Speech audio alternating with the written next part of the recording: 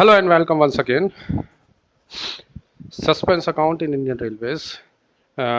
इससे पहले हम लोग 2 चैप्टर्स में पढ़ चुके हैं सस्पेंस अकाउंट्स के बारे में रेलवेज के। सस्पेंस अकाउंट्स हमने जो 2 तरह के अब तक पढ़े थे वो जो जिनमें सिर्फ क्रेडिट बैलेंस हुआ करता था या जिनमें डेबिट बैलेंस हिस्सा। हमने इस तरह के सस्पेंस अकाउंट क्या होते हैं ये हमने पढ़ा था और उनको क्यों मेंटेन किया जाता है ये भी हमने समझने की कोशिश की थी पुराने चैप्टर्स में। उसी की कड़ी में ये हम आगे लेकर आया हूँ मैं ऐसे सस्पेंस अकाउंट्स के बारे में जो जिनमें क्रेडिट बैलेंस भी हो सकता है और डेबिट बैलेंस भी हो सकता है। जैसे कि हमें पता है कि सस्पेंस अकाउंट जो है क्या कहते हैं वो फाइनेंशियल मैनेजमेंट में जो है एक क्रूशियल रोल निभाते हैं, क्योंकि ये किसी भी तरह की discrepancies track inter departmental transaction को प्रॉपर सेटलमेंट में जो है मदद करते हैं। हम आज के चैप्टर में हम ये देखेंगे कि भाई रेलवे अकाउंटिंग सिस्टम में इनका किस तरीके से यूज़ किया जाता है और इनकी जनरल एंट्रीज क्या होती हैं, अगर किसी भी जनरल एंट्रीज होती हैं तो वो किस तरीके से होती हैं। मैं राशिद अरशद कादरी, ज़रा सा सॉल्यूशन से ट्रैक ऑफ लर्निंग। मैं अक्सर आपके सामने जो है क्या कहते हैं इंडियन रेलवे से फाइनेंशियल रिलेटेड वीडियोस लेकर आता रहता हूँ। उसी कड़ी में मैं आपके लिए ये वीडियो लेकर आया हूँ। तो keep let's continue our journey.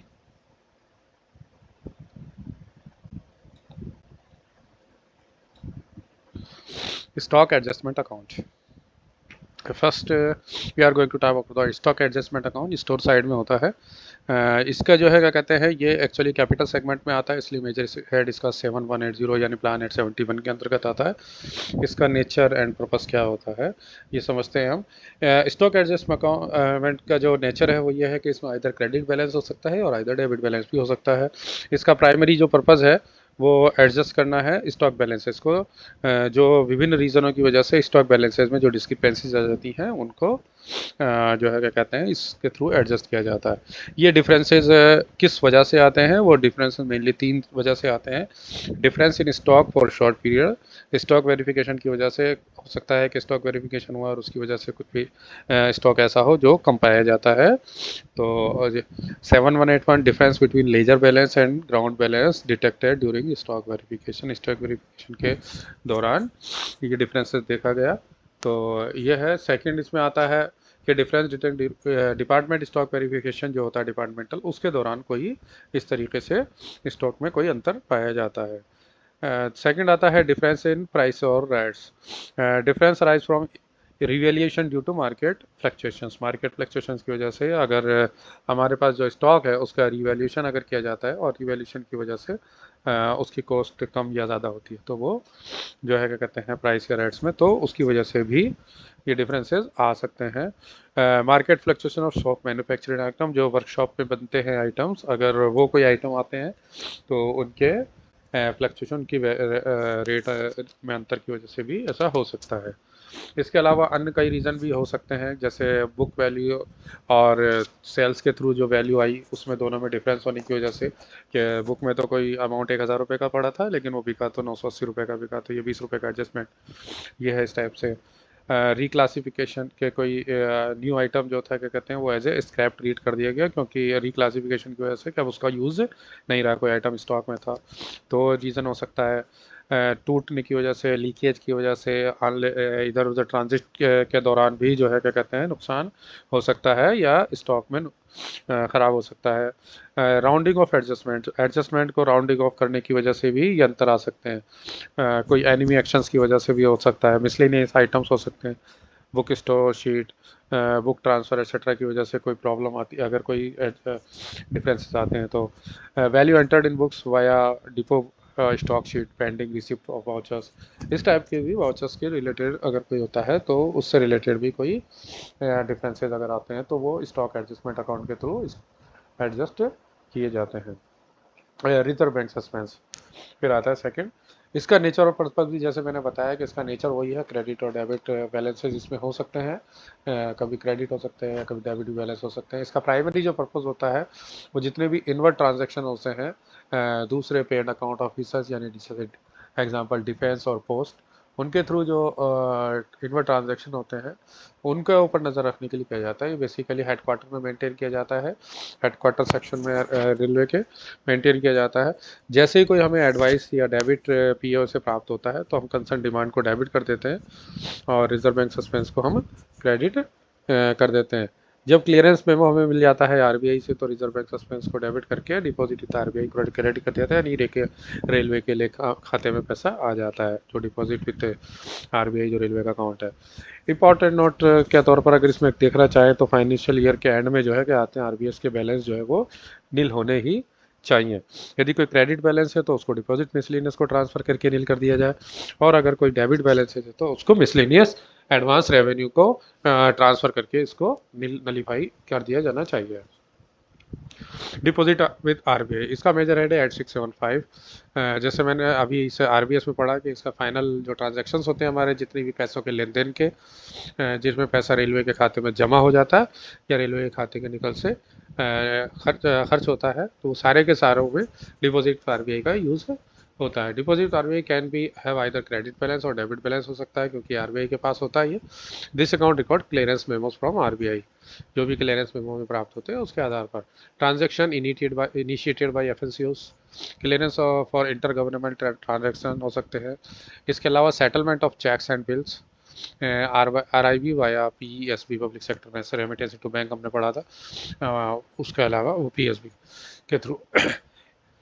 Balances जो होते हैं transfer to government of India at the end of the financial year, इसके जो बैलेंसेस होते हैं वो गवर्नमेंट इंडिया को ट्रांसफर कर दिए जाते हैं। ये इन रेवेन्यू है तो एक्सेस है तो भी, और अगर वो है तो उसमें, और इसका रिकनसाइल किया जाता है इसे कंटिन्यूसली जनरल बुक्स के साथ आता है। Public sector bank suspense major rate 8658, इसमें भी आइदर क्रेडिट और डेबिट बैलेंस हो सकता है। इसका जो पर्पज़ है वो है कि पब्लिक सेक्टर बैंक्स के साथ जो ट्रांजैक्शन किए जाते हैं, यानी अदर बैंकों के जैसे कहीं एसबीआई के साथ या बैंक ऑफ बड़ौदा के साथ, तो उनको जो है क्या कहते हैं क्लियरेंस पे क्लियर ट्रांजैक्शन के लिए to watch and clear their transactions with them. ये 1993 से इसका शुरुआत की गई थी। ये चेक एंड बिल की मॉनिटरिंग में यूज़ होता है, इसके अलावा आरआईबी की मॉनिटरिंग में इसको यूज़ किया जाता है। जैसे ही कोई चेक एंड कैश होता है तो cheque and bill minus credit होता है। जैसे कि हम सभी जानते हैं कि चेक एंड बिल जो सस्पेंस है वो ऐसा सस्पेंस है जिसमें हमेशा क्रेडिट बैलेंस होता है ना, क्या कहते हैं। तो क्रेडिट बैलेंस को हमेशा जो है क्या कहते हैं चेक एंड बिल की क्रेडिट बैलेंस को माइनस क्रेडिट करके नलीफाई किया जाता है। तो जैसे ही कोई चेक एनकैश होता है तो चेक बिल माइनस क्रेडिट हो जाता है और पीएसबी सस्पेंस को क्रेडिट कर दिया जाता है। पीएसबी का जो सेटलमेंट होता है वो फिर जो है आरबीआई के साथ होता है एक्चुअल में, ठीक है ना, क्या कहते हैं। तो पीएसबी सस्पेंस को क्रेडिट करके deposit with RBI minus credit करते हैं और डिपॉजिट विद आरबीआई को क्रेडिट कर दिया जाता है। इसी तरीके से अमाउंट रिसीव फ्रॉम ट्रेजरीज, जो ट्रेजरी से अगर कोई पैसा प्राप्त होता है आरआईबी के थ्रू आरआईबी में, तो आरआईबी को माइनस डेबिट कर दिया जाता है और पीएसबी सस्पेंस को डेबिट कर दिया जाता है। फिर पीएसबी एडजस्ट जब आरबीआई के साथ जब ऐसे एडजस्ट करते हैं तो सस्पेंस को माइनस डेबिट करके आरबीआई डिपॉजिट आरबीआई को डेबिट करके ख़त्म कर दिया जाता है। माइनस डेबिट, जहाँ माइनस डेबिट होगा उसके अगेंस्ट में एंट्री डेबिट होगी हमेशा, जहाँ माइनस क्रेडिट होगा उसके अगेंस्ट में एंट्री क्रेडिट होगी। जहाँ डेबिट होगा वहाँ डेबिट और क्रेडिट की एंट्री होती है, ठीक है। अब आता है पे and account officer suspense, PAO. जितने भी अदर जो क्या कहते हैं डिपार्टमेंट्स होते हैं other than defence and post, जो क्योंकि डिफेंस और पोस्ट के साथ हमारा जो एडजस्टमेंट होता है वो इंटरनल रेमिटेंस ट्रांजेक्शन के तहत होता है। वो आरबीआई जो है क्या कहते हैं उसकी अकाउंटिंग ब्रांच नागपुर की जो है उसके थ्रू होता है। हम यहाँ से जो है क्या कहते हैं जब भी कोई हमारे पास ऐसा पैसा प्राप्त होता है, एडवाइस प्राप्त होती है, तो उस एडवाइस के अगेंस्ट में हम जो है क्या कहते हैं ट्रांसफ़र एडवाइस हम एक बनाते हैं और उस एडवाइस के थ्रू जो है क्या कहते हैं आरबीआई को नागपुर को जो है क्या कहते हैं उस एडवाइस किया जाता है, वो हमारे खाते में पैसा ट्रांसफ़र करती है उसके अगेंस्ट में। तो लेकिन other than defence and post जो है क्या कहते हैं उन ट्रांजेक्शन पे नज़र रखने के लिए पे एंड अकाउंट ऑफिसर सस्पेंस को ऑपरेट किया जाता है। जैसे ही कोई हमारी सर्विस रेंडर की गई और उसका क्लेम हमने जैसे ही रेंडर किया है तो पीएस सस्पेंस को जो डेबिट कर दिया जाता है और जो कंसर्न रिलीवेंट अर्निंग हेड होता है उसको क्रेडिट कर दिया जाता है। यानी जैसे ही पैसा हमें प्राप्त होता है तो पीएस सस्पेंस को डेबिट करके रिलीवेंट अर्निंग हेड को क्रेडिट कर दिया। जब पेमेंट जब हम उसके लिए बिल रेज करते हैं बनाते हैं सर्विस रेंडर कर देते हैं तो जब रिसीव हो जाता है हमारे पास पेमेंट आ जाता है चेक डीडी के माध्यम से या किसी माध्यम से, तो आरआईबी को हम डेबिट कर देते हैं और पीएओ सस्पेंस को हम क्रेडिट करते हैं। आरआईबी को हमने डेबिट किया है। अब आरआईबी को क्योंकि जितनी भी अर्निंग हमें प्राप्त होती है वो मैं जैसे अभी पहले हमने इससे पहले पढ़ा आरआईबी के थ्रू, तो वो आरआईबी के थ्रू प्राप्त होती है। इसलिए ये जितने भी इसमें जो ट्रांजेक्शन होते हैं वो सारे के सारे कैश बेसिस पर सेटल किए जाते हैं पीओ सस्पेंस में। कैश बेटल मीन्स चेक एक्सेट्रा इस टाइप से ना। फिर आता है रेमिटेंस, एम रेमिटेंस। एंड इसका नेचर भी हो सकता है क्रेडिट और डेबिट हो सकता है। This account records outward transaction via advance schedule issue to RBI for settlement. हम एडवांस शेड्यूल जो इशू करते हैं उसके लिए miscellaneous military and postal department transaction clear via advance schedule raise by the railway. Railway जो है क्या कहते हैं एडवांस शेड्यूल रेज करती है ट्रैफिक अकाउंट के थ्रू, जो पोस्टल डिपार्टमेंट को, और उनको रैक अवेलेबल कराए जाते हैं डिफेंस को, या कोई अदर जो होता है चार्जेस होते हैं वो इसके थ्रू एडवांस शेड्यूल के थ्रू रेज किए जाते हैं। जैसे हम एडवांस शेड्यूल इशू करते हैं तो एम रेमिटेंस को डेबिट कर देते हैं और रिलीवेंट हेड जो होता है वो उसको क्रेडिट कर दिया जाता है। और जब रिसिप्ट क्लियरेंस मेमो हमें प्राप्त होता है आरबीआई से तो डिपॉजिट पर आरबीआई डेबिट होता है और एम रेमिटेंस क्रेडिट होता है, यानी वहाँ से प्राप्त हो गया हमें। ठीक है ना क्या कहते हैं। अब इसमें एक चीज़ मैं बता दूं कि माइनस क्रेडिट जो है वो equal not equal to debit. ये हमेशा ध्यान रखें, माइनस क्रेडिट डेबिट के इक्विवेलेंट नहीं होता है। It is reduction of a previously credit amount use for reversal और करेक्शन। ये रिवर्सल और करेक्शन के लिए यूज़ किया जाता है। यानी हमने जैसे चेक्स एंड बिल्स का मैंने बताया, चेक्स एंड बिल्स में जैसे ही कोई चेक इशू होता है तो क्रेडिट किया जाता है, बट लेकिन जब वो क्लियर होता है तो हम उसको क्या कहते हैं, उसको हम चेक्स एंड बिल्स को माइनस क्रेडिट करते हैं। ठीक है, तो वो जो माइनस क्रेडिट है इसका मतलब हमने उस एंट्री को रिवर्सल किया है, वापस ले लिया, जो है हमने जो पैसा डाला था वो हमें वापस हमें खाते में पहुंच गया, बात खत्म। इसी तरीके से माइनस डेबिट वो क्रेडिट के इक्वल नहीं होता है। ये इंडिकेट करता है reduction of a previously debited expenditure. कोई भी एक्सपेंडिचर जो डेबिट किया गया था उसमें रिड्यूस करने की बात करता है। जैसे हम बिल्स रिकवरेबल से जो हमें अमाउंट प्राप्त होता है स्टाफ कॉस्ट वगैरह का, तो हम जो है उसको माइनस डेबिट करते हैं क्योंकि पर्टिकुलर डिमांड और हेड कॉस्ट को अर्लियर डेबिट किया जा चुका था, तो यानी हम उसको वापस रिवर्सल रखते हैं। Both conventions are essential for reconciling suspense heads, adjusting overbooking, and ensuring accurate financial reporting. Clearing timeline and year and procedures में बता देता हूँ थोड़ा। Specially stock adjustment reserve bank और डिपॉजिट आरबीआई के लिए कि बैलेंसेज जो है वो with in 6 month stock adjustment account जो होता है उसमें बैलेंसेज जितने भी होते हैं उनको विद इन 6 मंथ्स क्लियर कर देना चाहिए। Revenue should be debited proportionately to the value of stores issued. उनके प्रोपोर्शनेट में जितनी किसी पर्टिकुलर हेड में आपके जो है कहते हैं अमाउंट स्टॉक इशू किया गया था उसके प्रोपोर्शनेट में। फॉर एग्जांपल अगर 1,000 रुपये जो है एडजस्ट करने हैं और 3 अलग अलग हेड्स में स्टोर सप्लाई किया गया था, तो किस प्रोपोर्शनेट में किस अमाउंट के प्रोपोर्शनेट में किया गया था उसके आधार पर उसको जो है क्या कहते हैं नलीफाई करते हैं। रिजर्व बैंक सस्पेंस का जैसे मैंने बताया था कि डेबिट बैलेंस है तो मिसलेनियस एडवांस रेवेन्यू को और ट्रांसफर करके, और क्रेडिट बैलेंस है तो डिपॉजिट मिसलेनियस को ट्रांसफर करके रिजर्व बैंक सस्पेंस को क्लियर करते हैं। Deposit with RBI balances are transfer to government of India at the end of the financial year and reconcile with the general books. ये भी जैसे मैंने पहले बता चुका था कि इसको गवर्नमेंट इंडिया को ट्रांसफर हो जाता है क्योंकि ये रेलवे का अकाउंट है आरबीआई के पास हमारा। Stock adjustment adjust discrepancies in stock balances. Reserve Bank suspends settle inward transaction from other P and account officers. Paid account officer deposit away record clearance memos from RBI. PSB suspends batches and clears transaction with public sector banks. M remittance record outward transaction via advance schedules. PAO suspends settles intergovernmental transactions। इस तरीके से हमने ये सारे के सारे suspense heads पढ़े जिनमें इधर डेबिट बैलेंस हो सकता है और इधर क्रेडिट बैलेंस हो सकता है। ये ऐसे हेड्स हैं जिनमें पैसा आता भी है जिनसे पैसा जाता भी है, इसलिए जो है कहते हैं इन ट्रांजेक्शन्स में दोनों तरह की एंट्रीज आ सकती हैं, डेबिट की भी और क्रेडिट की। अपार्ट फ्रॉम इट हमने कुछ एंट्रीज देखी थी जिनमें सिर्फ डेबिट आ रही थी, कुछ हमने ऐसे देखे थे जिनमें सिर्फ क्रेडिट बैलेंसेज होते हैं। अगर किसी जिनमें डेबिट बैलेंसेज होने ही चाहिए तो उनमें अगर क्रेडिट बैलेंस आते हैं तो डिस्क्रिपेंसी है, एबनॉर्मलिटी है, उसको इरेगुलरिटी को इमीडिएटली चेक किया जाना चाहिए, नहीं कुछ गलती हुई है।